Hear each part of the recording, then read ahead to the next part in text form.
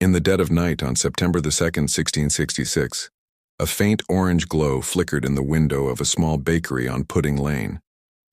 London slept, unaware that this tiny spark would soon erupt into a monstrous inferno, a sea of fire that would devour their city, leaving behind a smoldering wasteland of ash and ruin. For 4 terrifying days, a relentless firestorm raged through the medieval heart of one of the world's greatest cities.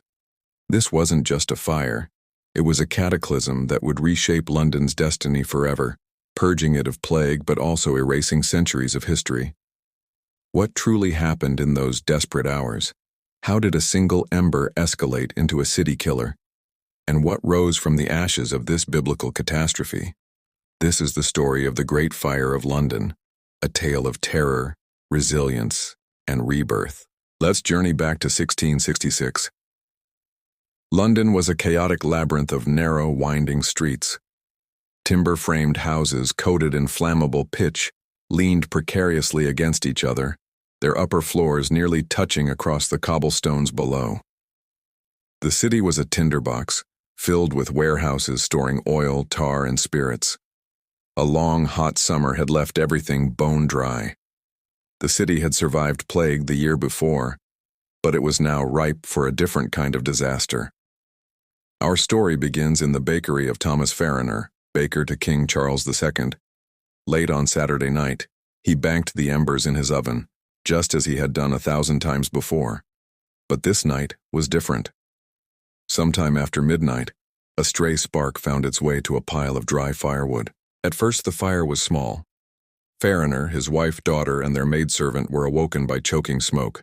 They escaped by clambering across the rooftops to a neighbor's house, but tragically, the maidservant, too scared to make the jump, became the fire's first victim.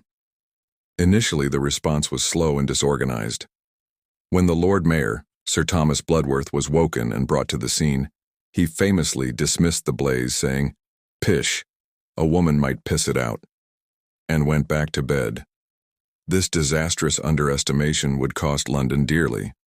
Without decisive leadership, the fire, fanned by a strong easterly wind, began to leap from house to house. The wooden structures, the packed goods, the very air itself became fuel. By Sunday morning, the fire was no longer a local incident, it was a raging monster. It consumed St. Margaret's Church and began to crawl towards London Bridge. The bridge itself was a fire hazard, lined with houses and shops. The fire damaged the northern end, but thankfully a gap in the buildings from a previous fire in 1632 acted as a fire break, saving Southwark and the south bank of the Thames. But for the city north of the river, the nightmare was just beginning. The wind was relentless. Terrified citizens began to flee, grabbing what they could carry. The streets descended into chaos. Carts piled high with furniture and belongings clogged the narrow lanes, hindering any attempt to fight the blaze. The air filled with the roar of the flames, the crash of falling buildings, and the screams of the desperate. The standard firefighting technique of the time was to create fire breaks by demolishing houses in the path of the flames.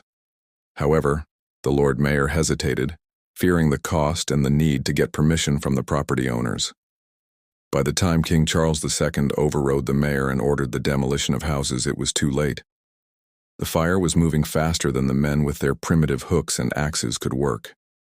The heat was so intense that it created its own weather system, a firestorm that sucked in oxygen and propelled embers far ahead of the main blaze, starting new fires wherever they landed. The ancient stone walls of St. Paul's Cathedral were thought to be a safe haven. People piled their precious goods inside, and booksellers stored their stock in its crypt. On Tuesday, the fire reached its peak ferocity. The inferno stormed westwards, consuming the commercial heart of the city. The Royal Exchange, a symbol of London's wealth, was reduced to a smoking shell. The fire then turned its fury on St. Paul's Cathedral. The lead roof melted and flowed like a river of silver down the streets. The massive stones of the cathedral exploded from the intense heat, and the books in the crypt provided fresh fuel, turning the sacred space into a gigantic furnace. Eyewitnesses like the diarist Samuel Pepys described a horrifying scene: a sky glowing red for miles, the air thick with ash, and the ground hot beneath their feet. He wrote of pigeons falling from the sky, their wings singed, and the desperate cries of people who had lost everything, Finally, on Wednesday, the fourth day, the tide began to turn. The strong easterly wind that had so mercilessly fanned the flames began to die down. The garrison from the Tower of London, using gunpowder to create massive fire breaks by blowing up entire streets, finally managed to halt the fire's advance. By Thursday morning, the Great Fire was largely under control, leaving behind a smoldering, desolate landscape. The scale of the destruction was staggering. Over 13,000 houses, 87 parish churches, St. Paul's Cathedral, and most of the city's official buildings were gone. 4/5 of the walled city had been destroyed. Astonishingly, the official death toll was incredibly low, recorded as just 6 people. However, many historians believe the true number was much higher, as the poor and missing were often not recorded, and the intensity of the fire would have cremated many victims, leaving no trace. In the aftermath, recriminations began. A simple-minded French watchmaker named Robert Hubert confessed to starting the fire deliberately.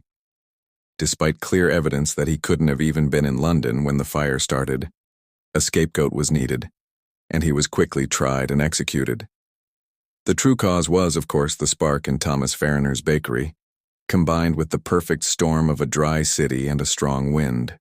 The consequences of the fire were monumental.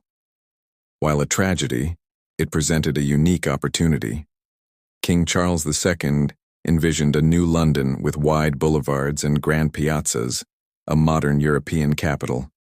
Architects like Christopher Wren submitted ambitious plans for a complete redesign. However, the reality of property rights and the urgent need to rebuild meant that these grand visions were mostly abandoned. London was largely rebuilt on its old medieval street plan, but with significant improvements. New regulations required houses to be built of brick and stone, not timber. Streets were made wider. This, combined with better sanitation, had an unintended but hugely beneficial consequence: the end of the recurring plague outbreaks that had haunted London for centuries. The Great Fire had effectively sterilized the city. Christopher Wren was given the monumental task of rebuilding the city's churches, and his masterpiece, the new St. Paul's Cathedral, would rise from the ashes to become an iconic symbol of London's resilience and rebirth. A monument was erected near Pudding Lane to commemorate the fire, a permanent reminder of the city's darkest days and its incredible capacity to endure and rebuild. The Great Fire of London was a defining moment in the city's history.